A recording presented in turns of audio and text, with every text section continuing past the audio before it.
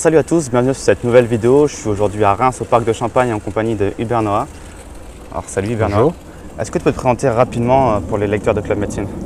Voilà, je m'appelle Hubert Noah, je suis international de tennis de table et j'ai notamment participé à 4 championnats du monde. Bon, je fais partie aussi du club de tennis de table de Reims qui évolue à un niveau national et en même temps je suis coach sportif aussi. D'accord, donc tu as plutôt un beau parcours sportif. Beaucoup d'étudiants en médecine pensent que le sport c'est quelque chose qu'il faut oublier le temps de cette année pour préparer le concours. Ils pensent qu'ils n'ont pas le temps. Est-ce que tu penses que c'est une erreur pour toi? Ouais, je pense que c'est une erreur. Faut pas oublier le sport. Donc, le sport déjà est un remède naturel contre l'anxiété. Ouais. Il participe à un état de bien-être et de relaxation. Donc, que des points bénéfiques, faut en faire. Alors justement, autour de nous, il y a plein d'enfants qui font du sport, ils ont l'air de péter la forme. Qu'est-ce qui se passe dans notre corps? Pourquoi on est si bien après une bonne séance de sport?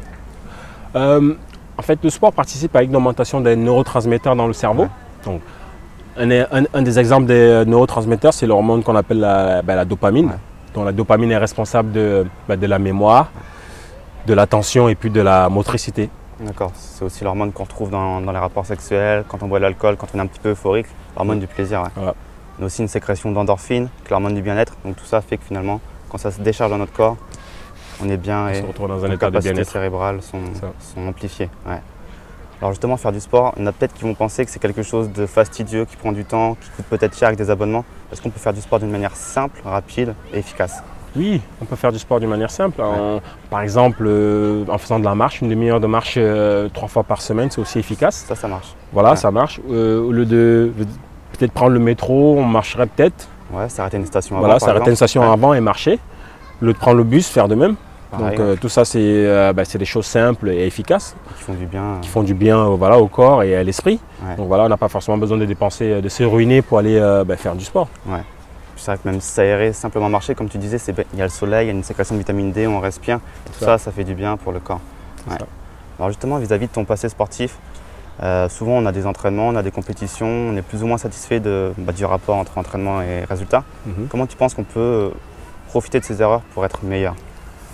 Si je prends mon cas personnel, moi en tant que sportif de haut niveau, j'ai souvent eu à aller sur des tournois où je ne faisais aucune performance, je perdais tous mes matchs. Ouais.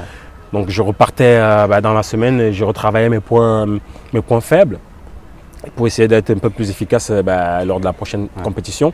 En même temps, je n'oubliais pas mes points forts, je continuais toujours à travailler mes points forts.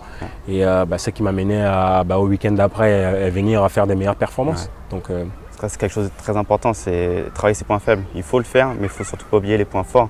Même si c'est des points forts, il faut toujours les garder, les maintenir finalement au même niveau. C'est ça.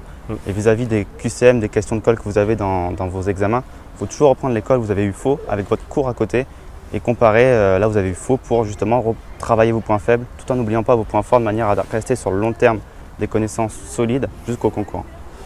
Donc voilà. Est-ce qu'on peut te retrouver quelque part peut-être? Oui, j'ai un site internet, donc vous pouvez aller sur www.bodycoaching.club.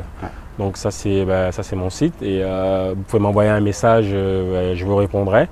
Donc en fait on travaille sur tout ce qui est coaching personnalisé et les gens par rapport à leur objectif, on les met en place des programmes d'entraînement. Personnalisés. Donc on intervient dans toute la France. Donc voilà, n'hésitez pas à aller sur le site et laisser un message pour des conseils ou voilà. Je te remercie. De rien. Merci beaucoup pour cette vidéo en tout cas. Merci. Et à bientôt. À bientôt. Ciao. Au revoir. Au fait, n'oubliez pas de télécharger mon quiz gratuit pour savoir si vous êtes fait ou faite pour les études de médecine.